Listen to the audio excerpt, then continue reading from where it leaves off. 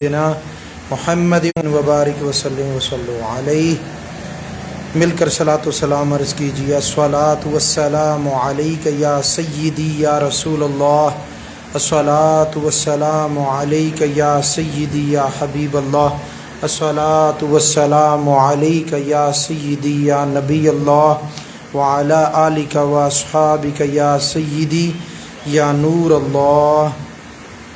وعن جابر رضی اللہ تعالی عنہ ان النبی صلی اللہ علیہ وسلم قال اذا ادخل المیت القبر مثلث له الشمس عند غروبها فیجلس یمسح عینہ ویقول دعونی اصلی، رواہ ابن ماجہ۔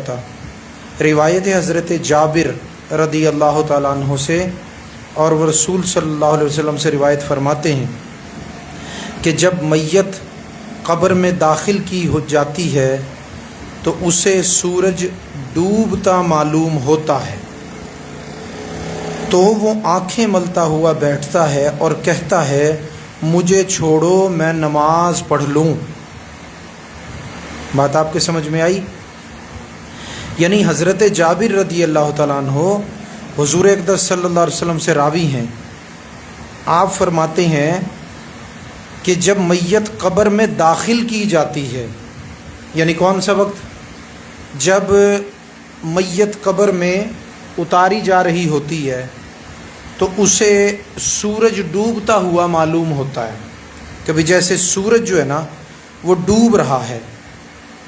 پھر اس کے بعد اس کو دفن کر دیا جاتا ہے، مٹی ڈال دی جاتی ہے، قبر بن گئی، جانے والے 40 قدم چلے گئے۔ اب فرشتے منکر نکیر، وہ نکیرین آ گئے، تو وہ جیسے ہی آتے ہیں اور اس کو اٹھاتے ہیں تو وہ اٹھ کے بیٹھتا ہے اور اپنی آنکھوں کو ملتا ہے، دونوں ہاتھوں سے دونوں آنکھوں کو ملتا ہے اور ان کو کہتا ہے مجھے چھوڑ دو، نماز کا وقت جا رہا ہے، سورج ڈوب رہا ہے، میں پہلے نماز پڑھ لوں۔ اس بات کا مقصد یہ ہے کہ وہ یہ سوچتا ہے کہ شاید میرا عصر کا وقت جا رہا ہے، عصر کا وقت جا رہا ہے، اور اس سے پہلے کہ یہ اتنے سوال و جواب کا ہوگا سلسلہ، تو اتنے کہیں سورج نہ ڈوب جائے، میری نماز قضا نہ ہو جائے۔ تو وہ سورج ڈوبنے کی وجہ سے فرشتوں کو روک دیتا ہے، کہتا ہے آپ رک جاؤ، ابھی سوال و جواب بعد میں کرنا، میں پہلے نماز پڑھ لوں۔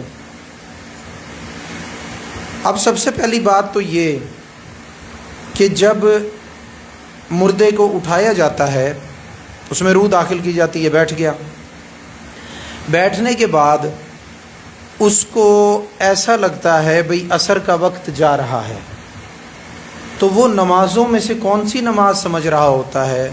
وہ نماز سمجھ رہا ہوتا ہے عصر کی، کیونکہ اللہ تبارک و تعالیٰ کا ارشاد ہے، فرمایا حافظوا علی الصلاوات والصلاۃ الوسطیٰ، فرمایا اپنی نمازوں کی حفاظت کرو، خصوصاً درمیانی نماز کی۔ اب اگر اس طرف دیکھیں تو فجر کی نماز اور ظہر کی، عصر کی نماز کے بعد دوسری طرف دیکھیں تو مغرب اور عشاء کی، تو ان دو نمازیں ادھر تو درمیان میں کون سی ہوئی؟ عصر کی نماز۔ تو اس کی تاکید اللہ تبارک و تعالیٰ نے قرآن پاک میں فرمائی، تو وہ بھی یہی سمجھ رہا ہوتا ہے کہ یہ نماز جس کی تاکید کی گئی ہے، درمیان والی نماز، تو یہ کہیں میری قضا نہ ہو جائے۔ اچھا، اب یہ خیال کس کو آئے گا قبر میں؟ اس کو جو نمازوں کی پابندی کرتا رہا اور قرآنی فرمان کے مطابق خصوصاً درمیانی نماز یعنی عصر کی نماز کی حفاظت کرتا رہا، کیونکہ یہ ایک ایسی نماز ہے جو کاموں کے وقت میں بسا اوقات جو ہے لیٹ ہو جاتی ہے، اور بہت سارے کچے نمازیوں کی یہ نماز ضائع بھی ہو جاتی ہے، اس لیے اللہ نے اس کی حفاظت کا فرمایا۔ اور وہ بھی قبر میں اٹھا تو اس نے بھی کہا کہ میں پہلے نماز پڑھ لوں۔ اور کون ایسا کرے گا؟ وہ جو زندگی میں نمازوں کی پابندی کرتا رہا، اپنی عصر کی نماز کی حفاظت کرتا رہا۔ وہ شخص. تو یہاں سے پتہ چلتا ہے کہ انسان کو اپنی نمازوں کی حفاظت کرنی چاہیے، اس لیے کہ جب قبر میں وہ اس کو اٹھایا جائے گا اور اٹھتے ہی آنکھیں ملتے ہی کہے گا سوال جواب بعد میں کرنا، پہلے میں نماز پڑھ لوں. اب اگر یہ بات کرے گا تو ممکن ہے کہ سوال و جواب ہی نہ ہو. بات سمجھ میں آ رہی ہے؟ کیوں؟ اس نے جو اپنا عمل یہ دکھایا ہے نا کہ مجھے چھوڑو میں پہلے نماز تو پڑھ لوں، تو یہ کس بات کا جواب ہے؟ یہ من ربو کا جواب بھی یہی ہے، ٹھیک ہے نا. ما دینو کا جواب بھی یہی ہے. ما کنت تقولو فی حاضر رجل کا جواب بھی یہی ہے. اس لیے کہ یہ نماز وہ جامع عبادت ہے کہ جس میں اللہ اکبر بھی ہے، جس میں سبحانک اللہ بھی ہے، ثنا بھی ہے، تعوذ بھی ہے، پھر تسمیہ بھی ہے، پھر اس کے بعد الحمد شریف بھی ہے. تو اب وہ بندہ جو نماز کا کہہ رہا ہے تو لا محالہ وہ تو اللہ کی تکبیر بیان کرنے والا ہے، وہ تو اللہ تبارک و تعالیٰ کی ثنا بیان کرنے والا ہے سبحانک اللہ کے ذریعے، وہ تو اللہ تبارک و تعالیٰ کی حمد بیان کرنے والا ہے. کس کے ذریعے؟ الحمد شریف کے ذریعے. پھر وہ تو میرے دوستو سورت ملانے والا ہے نماز میں، نماز کے اندر قرآن پڑھنے والا ہے، ٹھیک ہے نا. پھر میرے دوستو وہ سبحان ربی العظیم، سمیع اللہ لمن حمیدہ، ربنا ولک الحمد اور سبحان ربی العالی کہنے والا ہے. اور پھر وہ تو شرک سے ایسا پاک ہے کہ التحیات للہ والصلوات والطیبات. تو یہ جو بندہ کہہ رہا ہے وہ تو کفر سے بھی پاک، وہ تو شرک سے بھی پاک، وہ تو مواحد اللہ کی توحید کا اقرار کرنے والا، اور السلام علیکہ ایھا النبیوں سے وہ یہ بتانے والا کہ میں اپنے نبی پہ سلام بھیجتا ہوں. پھر درود پاک کے ذریعے کہ میں اللہ تبارک و تعالیٰ سے دعا کرتا ہوں کہ اللہ بھی درود بھیج دے. پھر ربی جعلنی پڑھنے والا. تو میرے دوستو یہ سارا کچھ، اس میں توحید بھی آ گئی، اس میں رسالت بھی آ گئی، اور پوری نماز الصلاۃ عماد الدین، اسلام کا سب سے پہلا فرض بھی نماز. اسلام لانے کے بعد سب سے پہلا فرض نماز، تو لہٰذا اسلام کا سب سے پہلا فرض بھی نماز. اور میرے دوستو جو ہے اس میں من ربو کا وہ جواب بھی آ گیا، ما دینوں کا دین کیا ہے، دینی الاسلام، وہ جواب بھی آ گیا. اور ما کنت تقول فی حاضر رجل، یہ مرد با کمال کون ہے، یہ رحمت للعالمین کون ہے، تو اس کا جواب بھی اس کے اندر آ گیا. لہٰذا نماز کے لیے یہ کہنا کہ مجھے چھوڑ دو میں پہلے اپنی نماز ادا کر لوں، اس میں تینوں سوالوں کے جواب ہیں، ٹھیک ہے نا. تو یہ ممکن ہے کیا کہ ہو سکتا ہے اسے سوال کے جواب ہی نہ ہوں. اور اس بات کو مفتی احمد یار نعیمی رحمۃ اللہ علیہ نے بھی یہاں پر لکھ دیا ہے کہ ایسا ممکن ہے کہ اس سے سوالات کے جواب ہی نہ ہوں. ٹھیک ہو گیا، یہ تو مسئلہ ہو گیا اس سے متعلق کہ مجھے چھوڑ دو میں نماز پڑھ لوں. پھر دوسری بات یہ ہے کہ یہ بھی سمجھ لیں کہ فوت ہونے والا جب فوت ہو جاتا ہے اس کے بعد جب اسے قبر میں اتارتے ہیں نا، تو وقت چاہے کوئی بھی ہو، وقت چاہے کوئی بھی ہو، لیکن اسے سورج ڈوبتا محسوس ہوتا ہے. جب اس کو قبر میں اتارا جا رہا ہوتا ہے اس کو سورج ڈوبتا ہوا محسوس ہوتا ہے.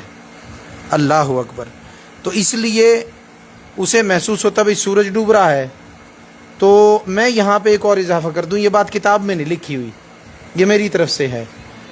مجھے اس حدیث کو پڑھ کر ایسا لگتا ہے کہ جب وہ سورج ڈوبتا ہوا اسے محسوس ہوتا ہے نا قبر میں اتارا جا رہا ہوتا ہے. تو مجھے یہ سمجھ میں آ رہا ہے کہ نماز کی بے قراری اسے اسی وقت ہو جاتی ہے. ابھی اس کی روح لوٹائی نہیں گئی لیکن سن تو رہا ہے نا. اور سورج ڈوبتا ہوا بھی اس کو معلوم ہو رہا ہے. تو اب سورج کا ڈوبتے ہوئے معلوم ہونا اور اس کا سننا تو کچھ حصے تو ہیں نا اس کے اندر, کچھ روح کا رابطہ تو ہے, لیکن کامل طور پہ روح ابھی داخل نہیں ہوئی. وہ فرشتے آئیں گے, پھر اس کو اٹھا کے بٹھائیں گے, روح کو داخل کریں گے, اٹھا کے اس کو بٹھا لیں گے. تو میرے دوستو, مجھے ایسا محسوس ہوتا ہے کہ یہ جس وقت اس کو سورج ڈوبتا محسوس ہو رہا تھا نا, تو حس تو اس وقت تھی. تو مجھے ایسا لگ رہا ہے اس حدیث کو پڑھ کے, یہ کتاب میں نہیں لکھا ہوا, یہ میرا اپنا احساس ہے جو حدیث پڑھنے سے پیدا ہوا ہے, کہ اس کو اس وقت سے بے قراری ہو رہی تھی نماز کی جب سے اسے سورج ڈوبتا ہوا محسوس ہو رہا تھا. جب سے اسے سورج ڈوبتا ہوا محسوس ہو رہا تھا. اگر اب میری بات کی دلیل یہ ہے کہ جیسے ہی اس کو اٹھا کے بٹھاتے ہیں, وہ کہتا مجھے چھوڑو میں پہلے نماز پڑھ لوں. جب وہ بے قراری سے یہ بات کر رہا ہے نا اور اپنی آنکھوں کو مل رہا ہے کہ جلدی جاؤں نماز پڑھوں, تو وہ اس بات کی دلیل ہے, اس بات کا ثبوت ہے کہ اس کو جس وقت سورج ڈوبتا دکھ رہا تھا اسے قبر میں اتارا جا رہا تھا. لوگ سوچ رہے تھے اس کو قبر میں اتار لیں, لواحقین رو رہے تھے, بچے اس کی جدائی کے غم میں رو رہے تھے, لیکن اس کو کسی کے رونے کی, کسی کے غم کی پرواہ نہیں تھی, بلکہ اسے جو توجہ اور پرواہ تھی, اس کو جو فکر لاحق تھی, وہ تھی نماز کی. ٹھیک ہے نا. تو یہ بھی مسئلہ معلوم ہوگا کہ جب قبر میں اتارتے ہیں تو سورج ڈوبتا معلوم ہوتا ہے اور وہ اثر کے جانے کا وقت محسوس ہوتا ہے. ٹھیک ہو گیا. اب اس زندگی میں ہم موجود ہیں, ہمارا پتہ کوئی نہیں ہے کہ کس وقت ہم اس دنیا سے چلے جائیں. موت کا وقت اللہ تبارک و تعالیٰ کی ذات جانتی ہے, ہمیں معلوم نہیں ہے. نہ اپنے وقت کا معلوم ہے, نہ دوسروں کا وقت معلوم ہے. ایک عمومی قاعدہ بتا رہا ہوں. تو اس میں ضرورت کس بات کی ہے کہ ہم اپنی نمازوں کی حفاظت کریں. حافظوا علی الصلاوات, ہم اپنی نمازوں کی حفاظت کریں, اپنی نمازوں کی پرواہ کریں, اپنی نمازوں کو ضائع نہ کریں, اپنی نمازوں کو ضائع نہ کریں. فرمایا گیا نا خرابی ہے ان نمازیوں کے لیے جو اپنی نمازوں کی پرواہ نہیں کرتے. اس سے مراد کیا ہے بھئی؟ عصر کی نماز ہوئی, دھوپ بالکل جانے والی ہو رہی ہے, محسوس ہو رہا ہے کہ مغرب کی نماز کے لیے, اذان کے لیے مؤذن صاحب کہیں وضو خانے پہ وضو کر رہے ہوں گے, اور بندہ جو ہے اپنے گھر میں یا اپنی دکان میں یا اگر بس لگ گیا تو مسجد میں آ کے اس وقت میں نماز پڑھ رہا ہے. اچھا, ایسا دیہاتوں میں کم دیکھا جاتا ہے. یہ جو مرض ہے نا شہروں میں زیادہ ہے, کپڑے کی دکانوں والے, پرچون کی دکانوں والے. اب وہ وقت ایسا ہوتا ہے کہ اس وقت کے اندر گاہک کو بھی جلدی ہوتی ہے, بھئی سورج ڈوبنے والا ہے, میں گھر پہنچوں, تو وہ بھی اپنے سودے خریدنے کی جلدی میں ہوتا ہے. اور دکاندار بھی اس وقت اپنی سرعت میں, اپنی تیزی میں ہوتا ہے کہ اس دن کا حساب اب کلوز ہونے والا, تو جتنے گاہک آتے ہیں میں پکڑ لوں, جانے نہ دوں. اس چکر کے اندر میرے دوستو یا تو نماز بالکل چلی جاتی ہے عموماً کاروباری طبقے کی, یا پھر کیا ہوتا ہے کہ وہ نماز اس وقت میں آ جاتی ہے جب کہیں مؤذن صاحب جو ہیں وہ مغرب کی اذان دینے کے لیے وضو کر رہے ہیں, اور وہ جلدی جلدی سجدے پہ سجدہ اور جناب رکوع پہ رکوع, فٹافٹ جناب جو ہے سجدے پہ رکوع اور رکوع پہ سجدہ, اور وہ کیفیت بنی ہوئی نماز کی, پتہ ہی نہیں چلتا بھئی یہ نماز پڑھی جا رہی ہے یا کیا ہو رہا ہے یہ. تو میرے دوستو ایسے طریقے سے ہمیشہ بچنا چاہیے. کبھی نماز کو اس انداز سے ضائع نہ کریں, خاص طور پہ عصر کی نماز اور بالعموم ساری نمازیں. ٹھیک ہے نا.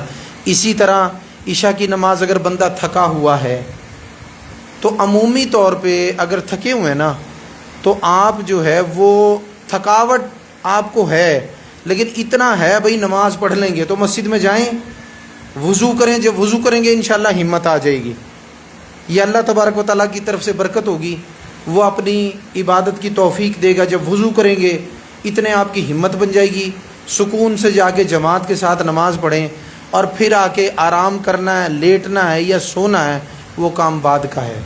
کیونکہ اگر آپ جو ہے نا وہ تھکے ہوئے ہیں اور ادھر سے اذان ہو رہی ہے، آپ نہ اٹھے نا، بس پھر کام خراب ہے. پھر کیا ہوگا؟ جماعت تو جائے گی، پکے جو نمازی ہیں نا ان کو بھی نماز جا کے رات کو 1 ہی بجے ملے گی. 1 بجے سے 12 بجے سے پہلے تو نہیں نماز ملتی، ٹھیک ہے نا. اور اگر یہ روٹین بن گئی نا تو پھر وہ نماز عشاء کی جانا شروع ہو جائے گی. یہ میرے دوستو اللہ تبارک و تعالیٰ کی خاص عبادت. ذرا آگے آ جائیں. اللہ تبارک و تعالیٰ کی خاص عبادت جس کا نام نماز ہے، یہ ایک ایسی عبادت ہے کہ اس میں تھوڑی سے تم اس سے دور ہوگے، یوں سمجھ لو تم اس سے 1 بالشت دور ہوئے نا، یہ تم سے 1 ہاتھ دور ہو جائے گی. اللہ کا قرآن بھی اسی طرح ہی ہے.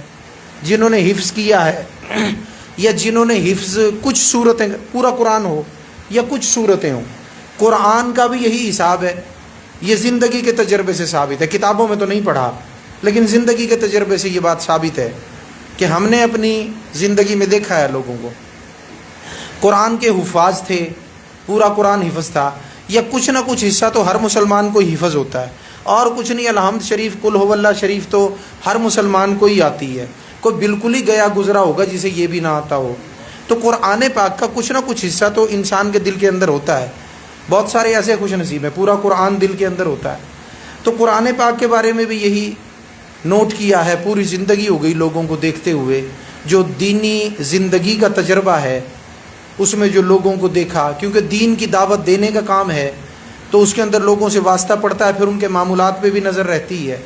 تو نماز اور قرآن یہ 2 ایسی اہم چیزیں ہیں، اور نماز ایسی اہم عبادت ہے کہ اگر آپ نے اس سے آپ 1 بالشت دور ہوئے نا، یہ آپ سے 1 ہاتھ دور ہو جائیں گے، اور آپ اس سے 1 ہاتھ دور ہوئے، یہ آپ سے 10 ہاتھ دور ہو جائیں گے.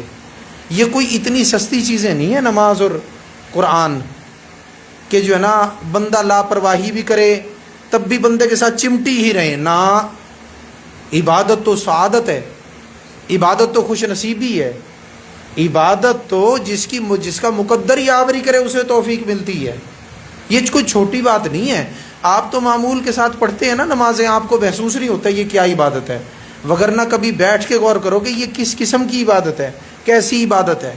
اللہ نے اس نماز کی ایک حالت، فرشتوں کے کروڑوں ہیں یا اربوں ہیں یا اللہ ہی جانتا کتنی تعداد ہے، لیکن فرشتوں کو ایک ہی قسم کی عبادت دی ہے. کوئی رکوع میں ہے تو رکوع میں ہی ہے، کوئی قیام میں ہے تو قیام میں ہی ہے، کوئی سجدے میں ہے تو سجدے میں ہی ہے، کوئی اتحیات والی قعدہ میں ہے تو وہ اسی میں ہی ہے. ٹھیک ہے نا. تو یہ کوئی ایسی سستی عبادت نہیں ہے. یہ فرشتوں کو اللہ نے ایک حالت بانٹی ہے اس میں سے، اور انسان کے لیے ساری اکٹھی کر دی. تو کوئی اتنی سستی عبادت ہے یا اتنی ارزاں ہے، یا نعوذ باللہ معاذ اللہ ثم معاذ اللہ کوئی اتنی بے وقت ہے کہ آپ اس کی پرواہ نہ کرو پھر بھی آپ کو مل جائے؟ نا نا نا نا، ایسے نہیں ہے. اس کی تو پرواہ کرنی پڑے گی، اس کی حفاظت کرنی پڑے گی، تب یہ آپ کے ساتھ رہے گی.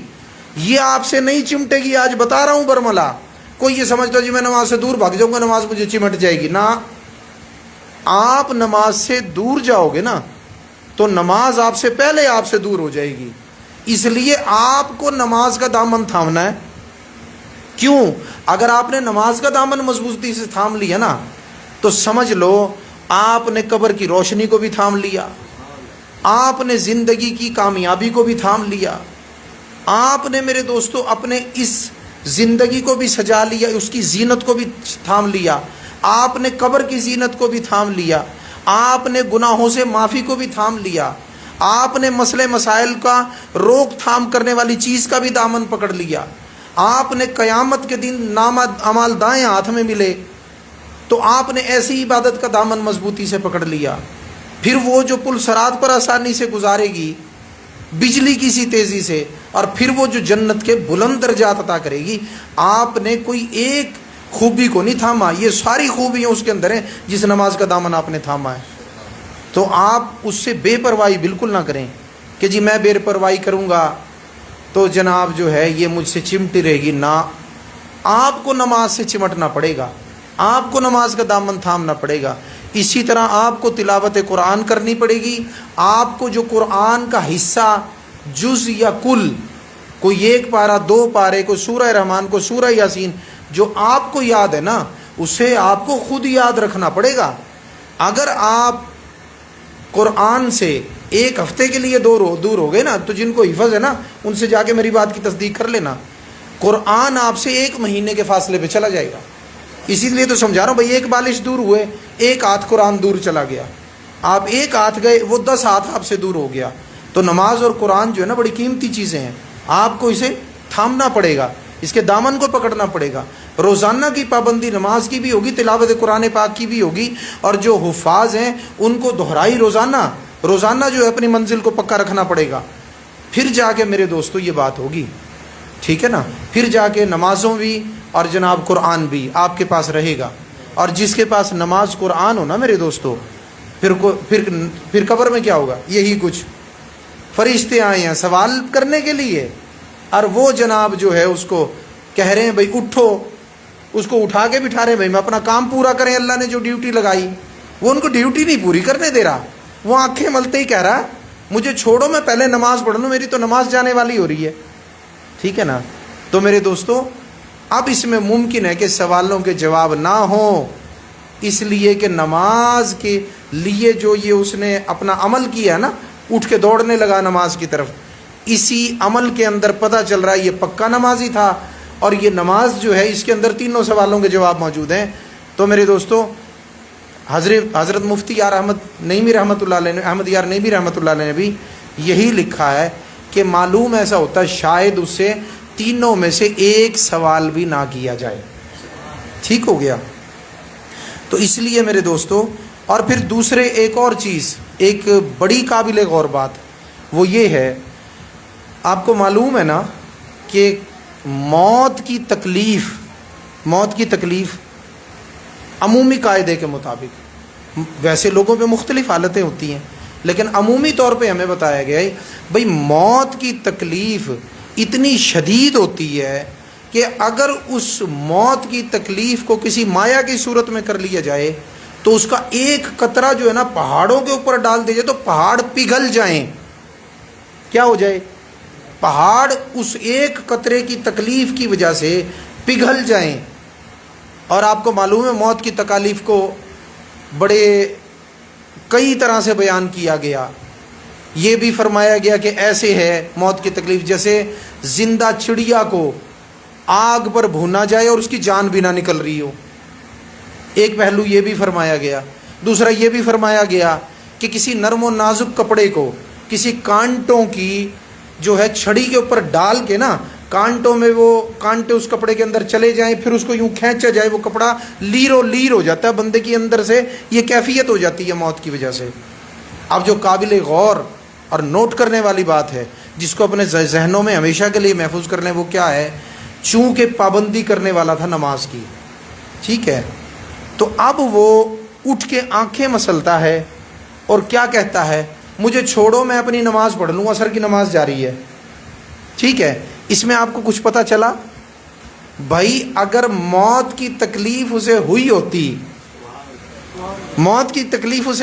ہوتی تو اٹھ کے کہتا ہائے او ہو کوئی تکلیف دے آواز تو نکالتا، یہاں لکھا ہوا کچھ ایسا؟ میرے آقا کی حدیث پاک ہے نا، حضور نے پوری صورتحال کو جو ہے وہ فرمایا ہے، تو اس نے کوئی ہائے نہیں کی، کوئی اف نہیں کی، کوئی تکلیف دے آواز نہیں نکالی، اٹھتے ہی کہتا نماز پڑھوں۔ یہ کس بات کی علامت ہے؟ بھائی نمازی کی جو روح ہے وہ آسانی کے ساتھ نکلتی ہے تو اسے تکلیف نہیں ہوئی۔ اگر وہی تکلیف جو پہاڑوں والی ہے کہ 1 قطرہ پہاڑوں پہ ڈال دیا جائے اور وہ پہاڑ پگھل جائیں، اس سے موت کی اتنی تکلیف ہے، اگر اسے اتنی ہوئی ہوتی تو ہے تو بندہ بشر ہی نا، تکلیف تو تکلیف ہوتی ہے، ٹھیک ہے نا، ہے تو بندہ بشر، تکلیف تو تکلیف ہوتی ہے، تو کیا اٹھ کے ہائے نہ کرتا؟ میں دیکھوں کوئی بیمار ہو جسے جسم میں شدید درد ہو اور ڈاکٹر جو ہے اس کو نیند کا انجیکشن لگا کے سلا دیں، اور جیسے ہی اٹھے تو اس کی پہلی حرکت نوٹ کرنا آپ، اگر اس کی حرکت بتا دے کہ بھائی اس کے جسم میں درد ہے یا نہیں ہے، بتائے گی نہیں بتائے گی؟ بھائی ہسپتالوں کے اندر جیسے ہی مریض بے ہوشی کے انجیکشن سے یا نیند کے انجیکشن سے ہوش میں آتا ہے اور تکلیف اس کے جسم میں ہو، اٹھتے ہی پہلی سانس کے ساتھ چیخ نکلتی ہے، اس کی تو نہیں نکلی، تو پتہ چلا اس کو تکلیف ہی نہیں ہوئی۔ اللہ اکبر، اس کو تکلیف ہی نہیں ہوئی۔ اگر اس کو ہوئی ہوتی نا تکلیف تو میرے دوستو کیا ہوتا کہ پھر کچھ اور حرکت ہوتی، کوئی ہائے ہوتی، کوئی اوف ہوتی، کوئی جسم کو ہاتھ لگاتا، جہاں درد تھا اس کو پکڑتا، تو کچھ بھی نہیں ہوا، اٹھتے ہی کہتا نماز پڑھو۔ تو پتہ کیا چلا، آسانی کے ساتھ روح قبض ہوئی تھی، اسے موت کی تکلیف نہیں ہوئی، اس لیے اٹھتے ہی نماز کا کہہ رہا ہے۔ تو اب یہ ساری چیزیں کس پہ آ کے ٹھہری ہیں؟ نماز کی اشد پابندی پہ، ضروری قسم کی پابندی پہ، نماز کو قائم کرنے پہ۔ تو لہٰذا میرے دوستو آج وقت ہے، آج جو ہے میرے دوستو نماز پڑھ لو، اور آج جو ہے تم اپنی زندگی کو سنوار لو، نماز سے اپنی زندگیوں کو زینت دے لو، تاکہ قبر میں یہی معاملہ ہو جو یہاں پہ حدیث کا فرمایا گیا۔ بات آپ کے سمجھ میں آ گئی؟ اس حدیث کو ہم نے مکمل کیا۔ اگلی حدیث کے بھی 1 یا 2 جز آپ کے سامنے پیش کروں گا۔ درود پاک پڑھیے تاکہ حدیث تلاوت کریں۔ بسم اللہ، اللہم صلی علی سیدنا وعن ابی ہریرہ عن النبی صلی اللہ علیہ وسلم قال ان المیت یسیر الی القبر فیجلس الرجل فی قبرہ غیر فزع ومشغوب ثم یقال فیما کنت فیقول کنت فی الاسلام فیقال ما ھذا الرجل فیقول محمد رسول اللہ صلی اللہ علیہ وسلم جاءنا بالبینات من عند اللہ فصدقناہ فیقال له هل رأیت اللہ فیقول ما ينبغی لأحد ان یری اللہ فیفرج له فرجۃ قبل النار فینظر الیہ یحتم بعدها بعدا فیقال له انظر الی ما وقاک اللہ ثم یفرح له فرجۃ قبل الجنة فینظر الی زہرتها وما فیها فیقال له ھذا مقعدک علی الیقین کنت وعلیہ مت وعلیہ تبعث ان شاء اللہ تعالی ویجلس الرجل السوء فی قبرہ فزعا مشغوبا فیقال له فیما کنت فیقول لا ادری فیقال له ما ھذا الرجل فیقول سمعت الناس فیقولون قولا فقلته فیفرج له فرجة قبل الجنة فینظر الى زہرتها وما فیها فیقال له انظر الى ما صرف اللہ عنك ثم یفرج له فرجة الى النار فینظر الیہا یحتم بعدها بعدا فیقال له ھذا مقعدک علی الشک کنت علیہ مت وعلیہ تبعث ان شاء اللہ تعالی۔ رواہ ابن ماجہ۔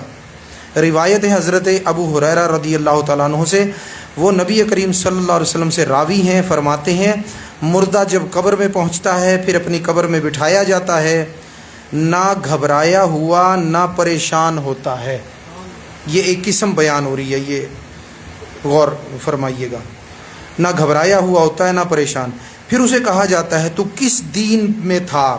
وہ کہتا ہے اسلام میں تھا۔ پھر کہا جاتا ہے یہ صاحب کون ہیں؟ وہ کہتا ہے محمد الرسول اللہ ہے صلی اللہ علیہ وسلم، جو ہمارے پاس رب کی طرف سے بالبینات نشانیاں لے کر آئی، اور ہم نے فصدقناہ ان نشانیوں کی تصدیق کی۔ تب کہا جاتا ہے کیا تو نے حل رأیت اللہ، کیا تو نے اللہ کو دیکھا ہے؟ حل رأیت اللہ، کیا تو نے اللہ کو دیکھا ہے؟ وہ کہتا ہے کوئی خدا کو نہیں دیکھ سکتا۔ پھر دوزخ کی طرف کھڑکی کھولی جاتی ہے، وہ ادھر دیکھتا ہے، پھر بعض کو کچل رہی ہے۔ یعنی کیا مطلب ہے بھئی؟ جہنم میں کچھ لوگوں کو کچھ لوگ کچل رہے ہوتے ہیں، وہ یہ دیکھتا ہے۔ پھر کہا جاتا ہے ادھر دیکھ، یعنی اس کے اندر دیکھا بعض کو کچل رہے ہیں، آگ لگی ہوئی ہے، جہنم کا منظر ہے۔ تو پھر کہا جاتا ہے کہ ادھر دیکھ جس سے تجھے اللہ نے بچا لیا، جس سے تجھے اللہ نے بچا لیا، اور پھر جنت کی طرف کھڑکی کھولی جاتی ہے تو وہ اس کی تر و تازگی کی طرف جو اس میں ہے اس کو دیکھتا ہے۔ پھر اس سے کہا جاتا ہے یہ تیرا ٹھکانہ ہے، یہ تیرا ٹھکانہ ہے، تو یقین پر تھا، یعنی ایمان پر تھا، تو یقین پر تھا، اسی پر مرا، وَتُبْعَثُ انشاءاللہ تعالی، اور اسی پر انشاءاللہ تو اٹھایا جائے گا۔ انشاءاللہ کہتے ہیں فرشتے۔ برا آدمی، اب آ گیا دوسرے والا، برا آدمی اپنی قبر میں بٹھایا جاتا ہے اور وہ حیران و پریشان ہوتا ہے۔ برا آدمی بٹھایا جاتا ہے، حیران و پریشان ہوتا ہے۔ اس سے کہا جاتا ہے تو کس دین میں تھا؟ وہ کہتا ہے مجھے کوئی خبر نہیں۔ پھر کہا جاتا ہے یہ صاحب کون ہے؟ وہ کہتا ہے میں نے لوگوں کو کچھ کہتے سنا، وہ میں نے بھی کہا، لوگوں کو کچھ کہتے سنا، میں نے بھی کہا۔ تب اس کے سامنے جنت کی طرف کھڑکی کھولی جاتی ہے، وہاں کی تر و تازگی اور جو کچھ اس میں ہے وہ اسے دیکھتا ہے۔ پھر اسے کہا جاتا ہے وہ دیکھ اللہ نے تجھ سے پھیر دیا، یعنی یہ چیز ختم کر دی۔ پھر دوزخ کی طرف کھڑکی کھولی جاتی ہے، ھذا مقعدک علی الشک، پھر وہ دیکھتا ہے بعض کو کچل رہے ہوتے ہیں، اور پھر اس کو کہا جاتا ہے تبعث انشاءاللہ تعالی، یہ تیرا ٹھکانہ ہے، تو شک پر تھا اور اسی پر مرا، تبعث انشاءاللہ تعالی، اور اسی پر انشاءاللہ اٹھایا جائے گا۔ تو میرے دوستو، پچھلی احادیث کی طرح مومنوں، منافقوں اور کافروں، یہ کیٹیگری دو الگ الگ ہو گئی۔ مومن الگ ہے، منافق، کافر اور مشرک یہ ایک ہی کیٹیگری ہے۔ اب اس کے اندر سب سے پہلی چیز یہ مردے کو بٹھایا جاتا ہے، ٹھیک ہے، اس کو تو آپ سمجھتے ہیں اب سارے، اب مزید بتانے کی ضرورت نہیں، ان کو میں کئی مرتبہ بتا چکا ہوں۔ پھر سے آگے چلیں، نہ وہ گھبرایا ہوا ہوتا نہ پریشان ہوتا، ٹھیک ہے۔ اس سے پتہ چلا کہ جو پختہ ایمان والے ہیں نا، وہ جب قبر میں جائیں گے تو ان کو فرشتوں سے ڈر نہیں لگے گا، نہ حالات سے ڈر لگے گا۔ پختہ ایمان والے، یہ بھی ایک کیٹیگری ہے، وہ بھی ایک کیٹیگری تھی نماز والی، لیکن یہ ایک اور کیٹیگری ہے۔ اور جو نہ ڈرنے والے نا، محسوس یہ ہو رہا ہے کہ یہ شاید اولیاء کرام ہیں جو ڈر نہیں رہے، کیونکہ اولیاء کرام کے حالات و واقعات میں جب وہ فوت ہوتے ہیں اور لوگوں نے ان کو خواب میں دیکھا ہوتا ہے تو اس میں اسی قسم کے عموماً حالات و واقعات ہوتے ہیں کہ وہ فرشتوں کے سامنے جرت بھی کرتے ہیں، اور جناب کچھ سوال بھی فرشتوں پہ کر دیتے ہیں، اور بعض کے حالات میں آیا کہ وہ فرشتوں سے بحث مباحثہ بھی کرتے ہیں۔ اب فرشتوں سے بحث مباحثہ کرنا یا ان سے تکرار کرنا، یا میرے دوستو جو ہے ان سے کوئی سوال کر دینا، یہ کون کرے گا؟ جو نڈر ہوگا، جس کو ڈر نہیں لگ رہا ہوگا فرشتوں سے، اور جس کو ڈر نہیں لگ رہا ہوگا وہ کون ہوگا؟ پختہ مومن۔ کون؟ پختہ مومن۔ اور پختہ مومنوں کو ہی ہم اللہ والے کہتے ہیں، اولیاء اللہ کہتے ہیں۔ تو اس حدیث سے پتہ چل رہا ہے کہ یہ جو قسم بیان کی جا رہی ہے نا، یہ اولیاء کرام ہوں گے، اور جن کو بعض دفعہ ولی نہیں بھی کہا جاتا، پختہ ایمان والے، صالحین بھی کہا جاتا ہے، جو ولایت کی ابتدا کی قسم ہے۔ تو بہرحال وہ جو ہے فرمایا گیا کہ وہ گھبرایا ہوا نہیں ہوگا، نہ پریشان ہوگا، ٹھیک ہے نا۔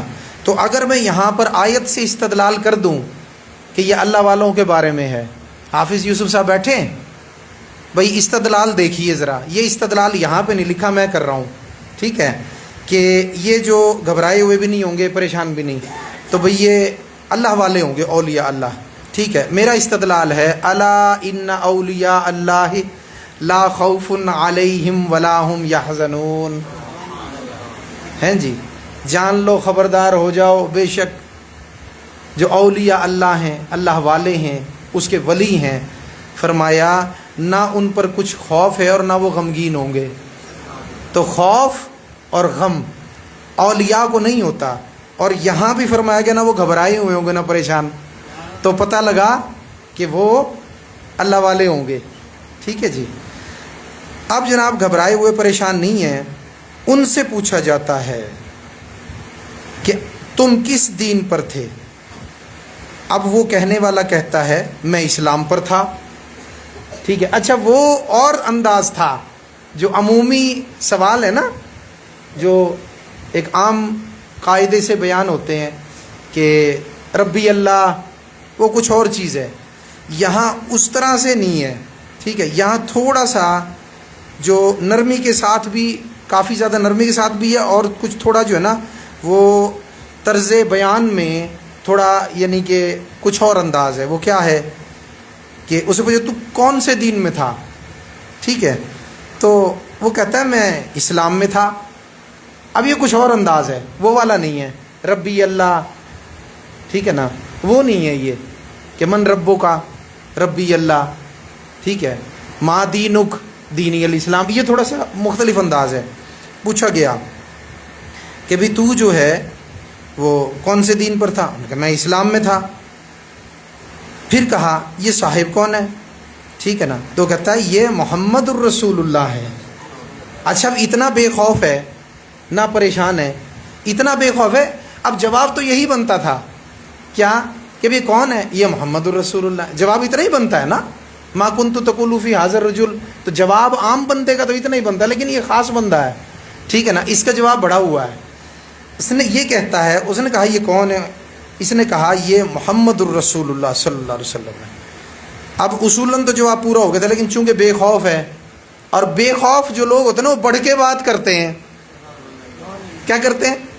بڑھ کے بات کرتے ہیں۔ اب آگے بڑھ کے بات کر رہا ہے کیا کہ یہ کون ہے؟ کہتا ہے یہ محمد الرسول اللہ ہیں، ٹھیک ہے، جاءنا بالبینات من عند اللہ، یہ وہ ہیں جو اللہ کی نشانیاں ہمارے پاس لے کر آئے۔ بھئی اللہ کی آیات لے کر آئے، نشانیاں لے کر آئے، اس میں پورا قرآن بھی ہے، آپ کی رسالت کی حقانیت بھی ہے، پچھلے رسولوں کی تصدیق بھی لے کر آئے، ٹھیک ہے نا، ان پر ایمان کا تحفہ بھی ہمارے لیے لے کر آئے۔ تو یہ کیا؟ جاءنا بالبینات، بالبینات من عند اللہ، یہ اللہ سے ہماری طرف نشانیاں لے کر آئے۔ اچھا یہاں یہ بھی بتا دوں، یہ جو جواب ہے نا یہ ولایت کے ایک مخصوص طبقے کا ہے، اس کو آپ ابتدائی طبقہ بھی کہہ سکتے ہیں اور درمیانی سے ذرا پہلا طبقہ بھی کہہ سکتے ہیں۔ تو کہا یہ ہمارے پاس نشانیاں لے کر آئے، اور پھر ساتھ ایک اور بات بھی کی، یہ نشانیاں اللہ کے پاس سے لے کر آئے اور ہم نے اس کی تصدیق کی، ہم نے اس کی بے خوفی دیکھیں، ہم نے اس کی تصدیق کی۔ جس کو ڈر لگ رہا ہوتا ہے وہ بھی اس کا بیان بھی اسی طرح ہی ہوتا ہے، اس بیچارے کے تو لفظ بھی آگے پیچھے ہو رہے ہوتے ہیں۔ یہاں تو ٹھوک کے بیان ہے، جمع ہوا بیان، استقامت والا۔ قالوا ربنا اللہ ثم استقاموا تتنزل علیہم الملائکۃ الا تخافوا ولا تحزنوا وابشروا بالجنۃ التی کنتم توعدون، جس جنت کی تمہیں خوشخبری دی گئی اس طرف تمہیں لے کے جایا جائے گا۔ تو اب یہ جن کو جنت کی خوشخبری ہے نا، اللہ تخافوا ولا تحزنوا، اللہ تعالیٰ نے فرما دیا تم خوف نہ کرو، غم نہ کرو۔ وہ نہ خوف کر رہا ہے نہ غم کر رہا ہے، فرشتے آئے ہیں جناب سوال کرنے کے لیے، وہ ڈر ہی نہیں رہا۔ وہ کہتا ہے یہ محمد رسول اللہ صلی اللہ علیہ وسلم ہے، اللہ تبارک و تعالیٰ کی جانب سے ہمارے پاس نشانیاں لے کر آئے اور ہم نے اس کی تصدیق کی۔ ٹھیک ہو گیا جی۔ اچھا اب فرشتے اس کی ولایت کا جائزہ لے رہے ہیں۔ یہ باتیں بھی آپ کو نہیں ملیں گی درس حدیث میں، شاید یہ بات اب سے پہلے کسی نے نہ کی ہو جو اب میں کہہ رہا ہوں۔ اس کی ولایت کا جائزہ لے رہے ہیں، اور اس کو پتہ کیا کہہ رہے ہیں؟ اس کو کہتے ہیں حل رأیت اللہ، حل رأیت اللہ، حل رأیت اللہ، کیا تو نے اللہ کو دیکھا ہے؟ ولایت کا جائزہ لے رہے ہیں۔ بھئی ولایت کا کہ کس مقام پہ ہے، ایک مقام وہ ہوتا ہے جس کے اندر توحید پہ بندہ پختہ ہوتا ہے، رسالت کے معاملے میں پختہ ہوتا ہے، لیکن ابھی اسے اللہ کا دیدار نہیں ہوا ہوتا۔ لیکن ایک ولایت اس سے آگے ہوتی ہے، اب یہ ہے تو اللہ کا ولی جو اتنی استقامت سے کھڑا ہے، قدم جما کے ہمارے سامنے، اور سارے سوالوں کے صحیح جواب دے رہا ہے، اور بلکہ اپنے پاس سے بھی جناب کچھ باتیں ہمیں بھی بتا رہا ہے، نشانیاں لائے، ہم نے اس کی تصدیق بھی کی۔ تو جناب حل رأیت اللہ، کیا تیری ولایت کا وہ مقام ہے کہ تو نے اللہ کو دیکھا ہو؟ اب وہ پتہ کیا کہتا ہے، کیونکہ وہ ولایت کے ابھی ایسے درجے پہ نہیں پہنچا تھا، پہلے موت ہو گئی، اور وہ ولی جو ہے وہ اس چیز سے لا علم ہے کہ کچھ ولی ایسے بھی ہوتے ہیں جنہیں اللہ کا دیدار ہوتا ہے، ٹھیک ہے؟ تو اب وہ جواب دے رہا ہے، کیا وہ کہتے ہیں کیا تو نے حل رأیت اللہ، اللہ کو دیکھا ہے؟ تو وہ پتہ کیا کہتا ہے، کوئی خدا کو نہیں دیکھ سکتا۔ اس میں سب سے پہلے تو ایک تعظیم ہے، ٹھیک ہے نا، دوسرے کوئی خدا کو نہیں دیکھ سکتا۔ اس سے معلوم ہو رہا ہے کہ یہ جو کیٹیگری ہے نا جو یہاں پہ بیان ہوئی ہے، یہ ان اللہ والوں کی، ان اولیاء کی ہے جو یا تو ابتدائی ہیں یا درمیان والے جو ولی ہیں ان سے پہلے ہیں، ٹھیک ہے نا، وگرنہ جو ہے وہ حدیث پاک موجود ہے، اور اس حدیث کو ہم پڑھائیں ہیں، وہ حدیث جبریل کا جز ہے۔ فرمایا گیا ان تعبد اللہ کأنک تراہ، تو رب کی عبادت ایسے کر، اولیاء ترجمہ کرتے ہیں، علماء نے ترجمہ کیا کہ تو ایسے عبادت کر گویا تو خدا کو دیکھ رہا ہے، لیکن جو اولیاء ہیں نا انہوں نے ترجمہ اس کا کیا، وہ فرماتے ہیں کہ تو ایسے تو عبادت کر کہ تو خدا کو دیکھے، یعنی تیری عبادت اتنے درجے پہ پہنچ جائے کہ تجھے نماز میں حق تعالیٰ کا دیدار نصیب ہو، ٹھیک ہے نا۔ اب کوئی اگر یہ سمجھتا بھی دیدار جو ہے، کیونکہ وہ ولی کی ایک کیٹیگری ہے، بات آپ کے سمجھ میں نے سمجھا دی، ان کی بات بھی ٹھیک ہے، وہ اس لحاظ سے ٹھیک ہے کیونکہ ان پہ وہ حالت نہیں گزری، تو وہ کہتے ہیں ایسا نہیں ہوتا، تو ان کی بات ٹھیک ہے، ٹھیک ہے نا۔ تو اس ولی کے یہ الفاظ ٹھیک ہیں، لیکن اس سے اوپر والے جو ہیں وہ فرماتے ہیں دیدار ہوتا ہے، ہمیں ہوا ہے، ٹھیک ہے نا۔ تو وہ جو فرماتے ہیں نا ہمیں ہوا ہے، اب یہ سنیے، سب سے پہلے تو حدیث موجود ہے، ٹھیک ہے نا، کہ جو ہے ان تعبد اللہ کأنک تراہ فإن لم تکن تراہ فإنہ یراک، کہ تو عبادت ایسے کر کے تو اپنے رب کو دیکھے، اور اگر تیرا وہ درجہ نہیں ہے نا تو پھر یہ خیال پختہ کر لے کہ میرا رب مجھے دیکھ رہا ہے، عبادت کر میرا رب مجھے دیکھ رہا ہے۔ تو یہ جو بعد والی ہے نا یہ ابتدائی درجہ ہے ولایت کا، اور یہ جو ہے نا ولی اس کے محسوس ہوتے ہیں جو یہ گمان کرتے ہیں کہ رب ہمیں دیکھ رہا ہے لیکن ہم رب کو نہیں دیکھ سکتے، یہ اس کے والے محسوس ہو رہے ہیں، ٹھیک ہے نا۔ وگرنہ رب کو دیکھنے والے حدیث کا جز تو خود بتا رہا ہے کہ کوئی ایسے لوگ بھی ہیں جو نماز میں اللہ کا دیدار کرتے ہیں۔ پھر اگر افرادی تصدیق پہ آجو، کوئی فرد بھی ہے ایسا جس نے تصدیق کی ہو، تو جی ہاں، حضرت امام احمد بن حنبل رحمۃ اللہ علیہ، ٹھیک ہے نا جی، 100 مرتبہ اللہ تبارک و تعالیٰ کا ایک ہی رات میں دیدار کیا، ٹھیک ہے نا۔ حضرت امام اعظم ابو حنیفہ نے جو ہے رب تعالیٰ کا دیدار کیا، حضرت مولا علی کرم اللہ تعالیٰ وجہہ الکریم، حضرت مولا علی ولیوں کے بادشاہ، جب تک آپ کے دست اقدس سے مہر نہ لگے انسان ولی نہیں بنتا۔ تو وہ ہستی، ان سے پوچھا گیا کہ کیا آپ جب نماز پڑھتے ہیں اپنے جس کی عبادت کرتے ہیں اس کو دیکھا بھی ہے؟ تو آپ نے فرمایا کہ مجھے حق نہیں پہنچتا کہ کسی ایسے کی عبادت کروں جس کو میں نے دیکھا ہوا نہ ہو۔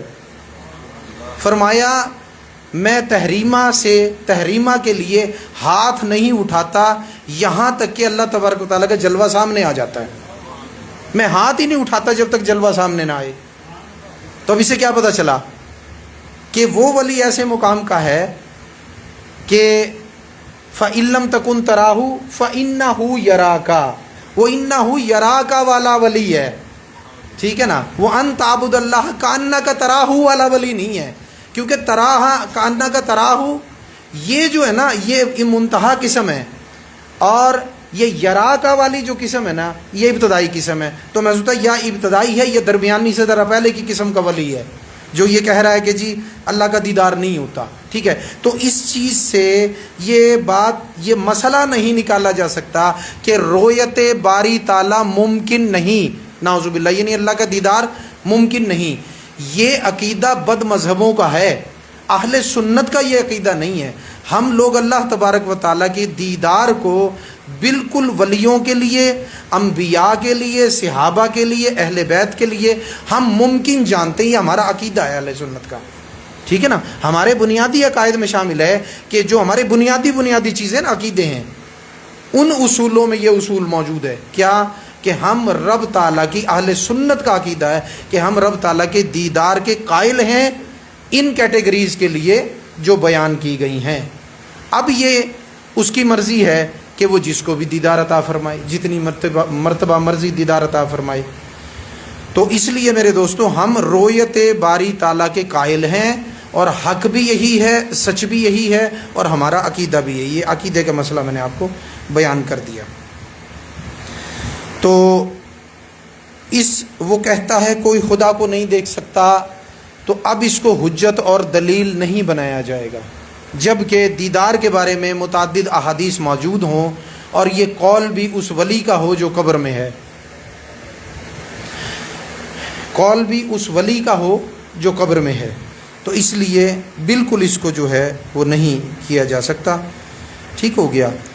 اس کے بعد میں پھر دوزخ کی طرف سے ایک کھڑکی کھولی جاتی ہے، اس کو کہا جاتا ہے دیکھ.